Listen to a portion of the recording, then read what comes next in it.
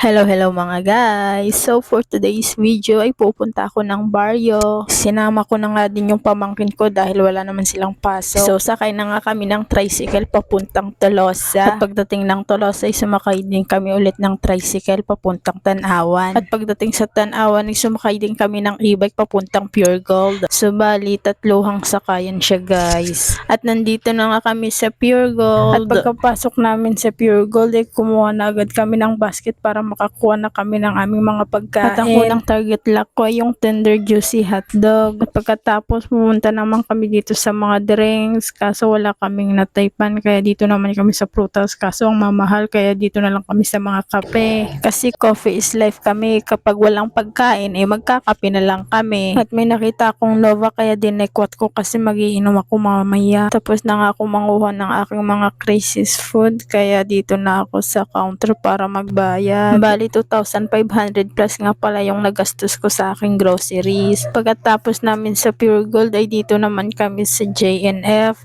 Bali isahan lang pala siya guys. Yung Pure Gold at JNF isahan lang siya. At inulit ko pa nga.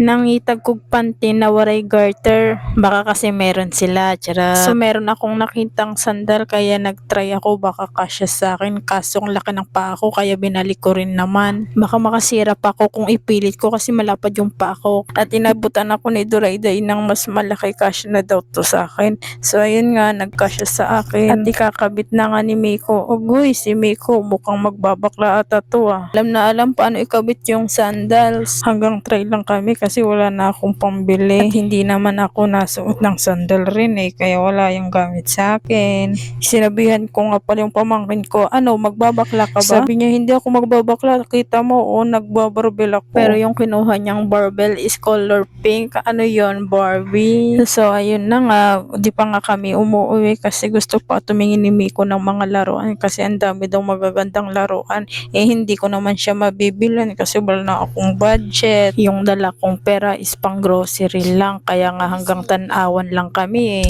Kaya nga kandila lang din yung binili namin kasi bibisita kami kay Papa. At pagkatapos namin ay bumili lang kami ng buko shake para meron kaming sinisip-sip pagsakay sa tricycle. So palabas na nga kami, nagtawag kami ng e-bike para makaalis na kami. At pagkatapos naming umalis sa Tanawan ay bumisita kami kay Papa dito sa Tanghas. Kasi sobrang tagal na namin hindi nakakabisita kay Papa. Wala na nga palang hagdan kasi nasira na.